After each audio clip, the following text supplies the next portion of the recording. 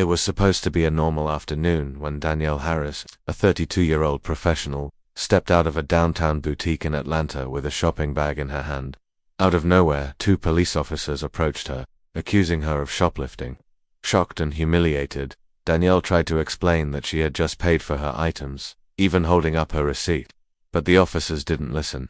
Instead, they cuffed her in front of dozens of bystanders, treating her as though she were guilty without any evidence. Whispers and cell phones recording the scene only heightened her embarrassment.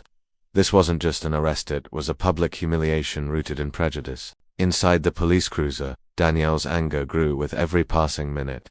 She asked repeatedly what crimes she had committed, but the officers brushed off her questions, muttering about suspicious behavior. One officer even mocked her tone when she demanded her rights. Danielle knew she was being targeted unfairly, and that this had less to do with shoplifting and more to do with the color of her skin. Instead of panicking, she stayed calm.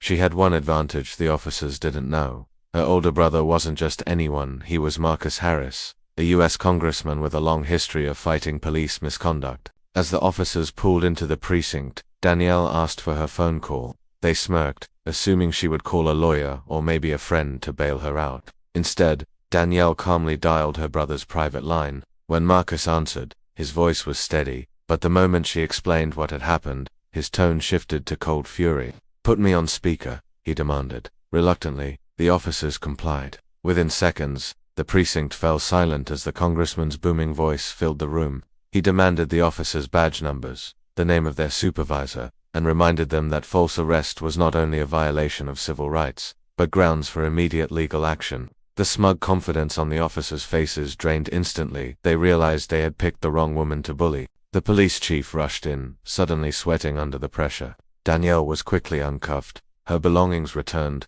and the officers muttered awkward apologies. But Marcus wasn't done. He promised a full investigation and accountability for what had just happened. Danielle walked out of the station with her head held high, knowing that while the incident had been humiliating, it would spark change. The bystanders' videos were already circulating online, and the story was gaining traction.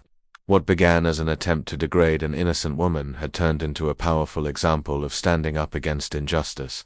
For those officers, it was a lesson they would never forget. Never underestimate the strength of someone who knows their rights, and never assume that abuse of power will go unchecked.